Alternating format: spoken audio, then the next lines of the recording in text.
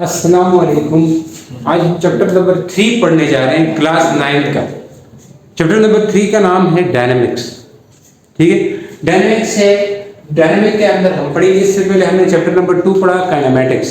सबसे पहले काइनेमेटिक्स और डायनेमिक्स ये दोनों किसकी ब्रांच में आते हैं? मैकेनिक्स के। मैकेनिक्स के अंदर दो ब्रांचेस हैं, क्या क्या है?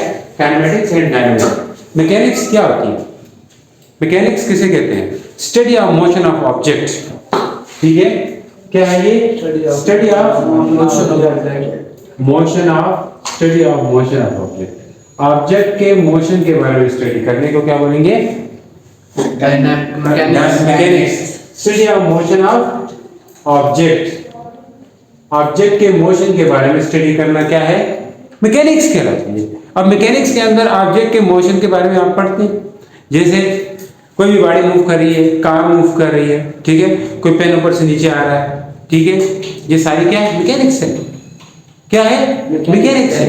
तो मैकेनिक्स के अंदर हम ये सभी चीजें पढ़ते हैं, मोशन के बारे में पढ़ते हैं। मोशन क्या होता है वो आपको पता है, ठीक है। कोई ऑब्जेक्ट अपनी पोजीशन चेंज करे विद रिस्पेक्ट टू सराउंडिंग, इर्द गिर्द के लिहाज से अपनी पोजीशन चेंज करते हैं कोई ऑब्जेक्ट, तो वो क्या रहता है?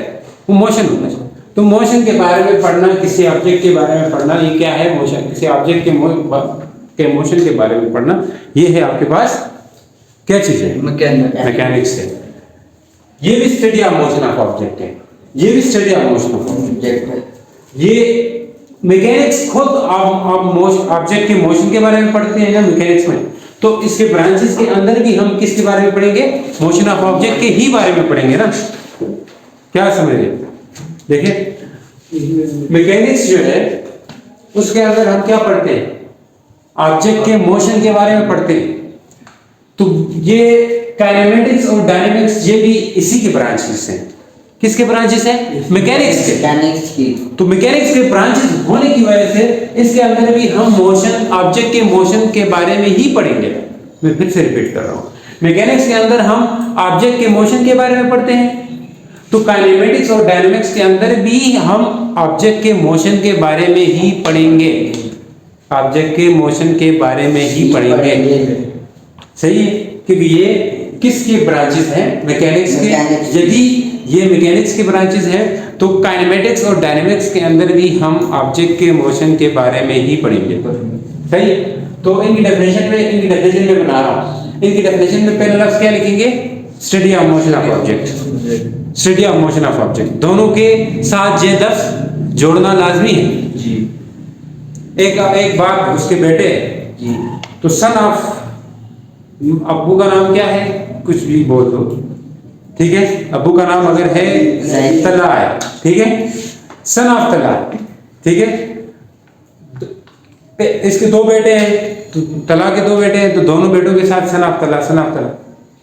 तो मैकेनिक्स के दो बेटे हैं, तो इनके साथ भी study of motion of object, इसके साथ भी study of motion of object कितना होगा, ठीक है। तो क्या लिखेंगे इसके साथ? इसकी डेफिनेशन में study of motion of object आएगा ना। Study of motion of object का लफ्ज आएगा, ये बात है। इधर भी आएगा, क्यों? क्योंकि ये दोनों क्या है? इसकी ब्रांचेस है। Study of motion of object, ये लफ्ज साथ जोड़ेंगे दोनों के साथ। इसके बाद एक फर्क है दोनों में, वो फर्क हमने वाज़ेह कर देना है। वो फर्क क्या है? ये है study of motion of object, ठीक है। ये है study of motion of object without cause of motion. Without cause of motion, ये हम study of motion of object करते हैं, लेकिन विदाउट एनी डिस्कशन हम काज ऑफ मोशन के बारे में नहीं पढ़ेंगे। Study of motion of object without cause of motion. Study of motion of object without, क्या बोलेंगे? Without cause of motion. इसका क्या मतलब है? हमें समझाएं सर, हमें नहीं समझ आई, आप समझाएं कहना क्या चाह रहे हैं? हाँ, ये मतलब है इसका कि हम इसमें study of motion of object तो पढ़ते हैं, लेकिन मोशन किस वजह से हुआ, मोशन का काज क्या है? वजह मतलब काज, ठीक है। मोशन का काज क्या है? क्या ऐसी चीजें थी कि जिस वजह से वो बॉडी, उस बॉडी ने मोशन किया? उस वजह को हम नहीं पढ़ेंगे, उस वजह को हम नहीं पढ़ेंगे। किसी भी ऑब्जेक्ट को मोशन में लाने के लिए किसी एक चीज का बहुत बड़ा किरदार है, वो क्या है? फोर्स। क्या हमने चैप्टर 2 में फोर्स के बारे में कुछ डिस्कस किया था, नाम लिया था? नहीं लिया था। वहां लेना मना था, वहां फोर्स का नाम लेना कुफर था, समझ रहे? हाँ, वहां फोर्स का नाम लेना क्या था? कुफर था, क्योंकि काइनेमेटिक्स के अंदर फोर्स के बारे में हम नहीं पढ़ते। मतलब विदाउट काज ऑफ मोशन, यानी कि मोशन के काज को नहीं पढ़ेंगे भाई। मोशन किस वजह से हो रहा है ये नहीं पढ़ेंगे काइनेमेटिक्स के अंदर। इसके अंदर मोशन किस वजह से हो रहा है वो भी पढ़ेंगे। डायनेमिक्स के अंदर मोशन किस चीज की वजह से हो रहा है? फोर्स की वजह से। यानी कि फोर्स की बातें करेंगे हम यहाँ। किस चीज की बातें करेंगे?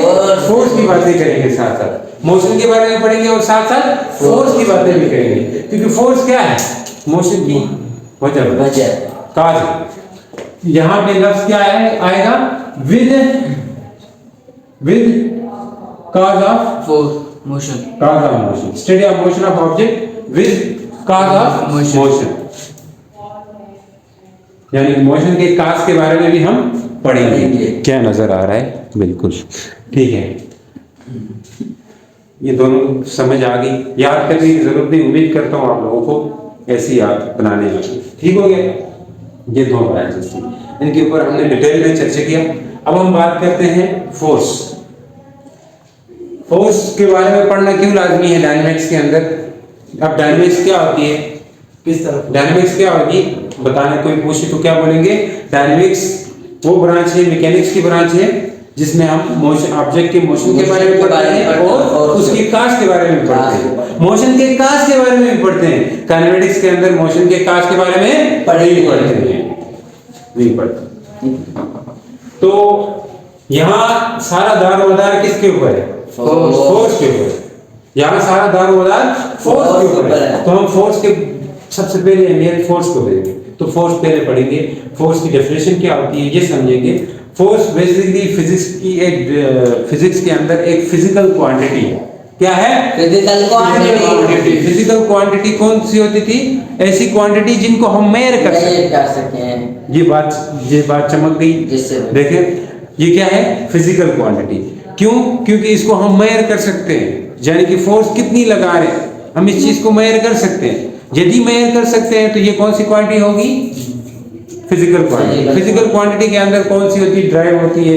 बेस फिजिकल क्वांटिटी है, ड्राइव फिजिकल क्वांटिटी। ठीक हो गया जी।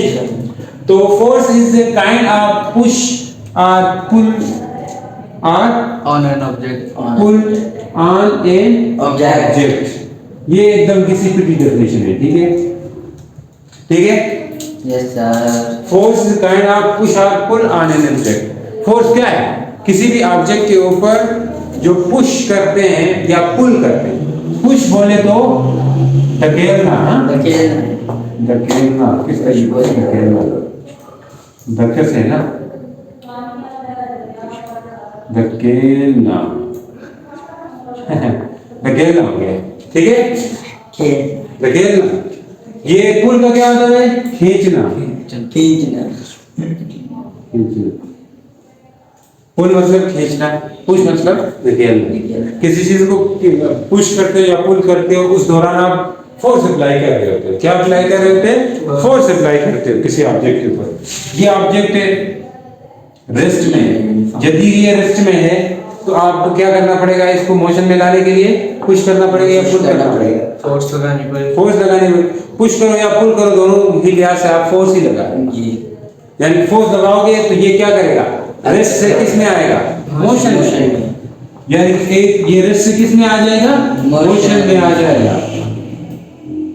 अगर कोई ऑब्जेक्ट मूव कर रहा है, मोशन कर रहा है, इस पे आप फोर्स लगाते हैं। क्या करते हो? फोर्स लगाते हो। तो ये मोशन कर रहा था, आप फोर्स लगाए तो ये किस में आ जाएगा? रेस्ट में। ये फर्क जान लो। रेस्ट में पड़ी हुई बॉडी को मोशन में लेकर आती है कौन? फोर्स। रेस्ट में पड़ी हुई बॉडी को किस में लेके आती है? फोर्स। मोशन में। इसी तरह मोशन में पड़ी हुई बॉडी को रेस्ट में लेके आती है फोर्स। फोर्स की कोई क्या काम है? रेस्ट में मोशन में करती, मोशन में रेस्ट। यानी कोई चीज बाल अगर वो हो रहा है, बाल को शार्ट मारा है, उसको रोकने के लिए आप क्या करेंगे? फोर्स लगानी पड़ेगी, रोकना पड़ेगा। ऐसे खड़े कोई चीज ठीक है मूव करी तो उसको धक्का रोकने के लिए आपको फोर्स अप्लाई करनी पड़ेगी। फोर्स के दो काम है, या तो वो किसी रुकी हुई बॉडी को मोशन में लेकर के आ सकती है, या किसी मोशन में वाली बॉडी को रेस्ट में लेके आ सकती है। ये चीज चमक गया। Yes sir. तो force is an agent which can क्या कर सकती है? Which can change the state of object. Object की स्टेट को चेंज कर सकती है। ऑब्जेक्ट की कितनी स्टेट हो सकती है? दो, या तो वो रेस्ट में हो सकता है या तो वो मोशन में हो सकता है। कोई भी ऑब्जेक्ट इस दुनिया में कैसे बैठा हुआ है? कोई भी ऑब्जेक्ट इस दुनिया में किस तरह से वो रह रहा है? या रेस्ट में रह रहा है या मोशन में रह रहा है। लेकिन ओवरऑल देखें तो सारी चीजें मोशन कर रही है। ओवरऑल देखें तो सारी चीजें मोशन कर रही है। लेकिन जो चीज रेस्ट में वो मोशन कैसे कर रही है? अभी भी आप बैठे हुए आप मोशन कर रहे हैं। अगर आपको देखें कहां से? जमीन से बाहर से, जमीन के बाहर से, क्योंकि जमीन खुद भी मोशन कर रही है। तो क्या आप रुके हुए होंगे फिर जमीन के ऊपर ही? आप भी मूव कर रहे हैं।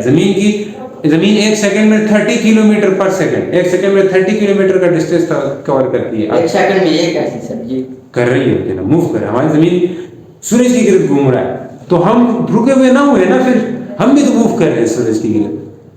तो मतलब इस दुनिया में कोई चीज रेस्ट में नहीं है। यानी कि ओवरऑल अगर कहें, चलो मान लेते हैं रेस्ट में है, तो कोई भी ऑब्जेक्ट किस उसमें कंडीशन में है इस दुनिया में? या तो वो रेस्ट में है या तो वो मोशन में है। अब इस चीज को, किसी चीज को रेस्ट से मोशन में लाना या मोशन को रेस्ट में लेकर के आना, ये काम किसका है? यानी कि फोर्स का है।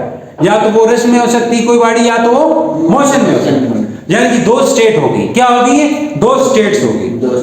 कितनी स्टेट हो गई? दो। या तो वो रेस्ट में या तो वो मोशन में। तो फोर्स का क्या काम हुआ फिर? उस स्टेट को तोड़ने का काम हुआ। क्या हुआ? उस स्टेट को तोड़ने का काम हुआ। कौन सी स्टेट को? मोशन वाली स्टेट को भी तोड़ती है फोर्स, रेस्ट वाली स्टेट को भी तोड़ती है। इन दोनों को क्या बोलेंगे? स्टेट। बॉडी की स्टेट बोल देंगे। किसी भी बॉडी की कितनी स्टेट हो सकती है? दो स्टेट। यदि वो मोशन में होती है तो उसको रेस्ट में लाया जा सकता है। इसी तरह यदि वो रेस्ट में है तो उसको मोशन में लाया जा सकता है, मोशन में है तो वो रेस्ट में लाया जा सकता है। तो फोर्स इट चेंजेस द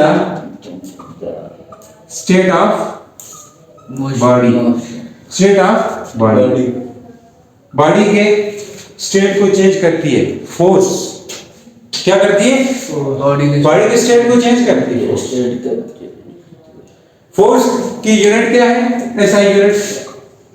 इसके ऊपर बात करेंगे। SI unit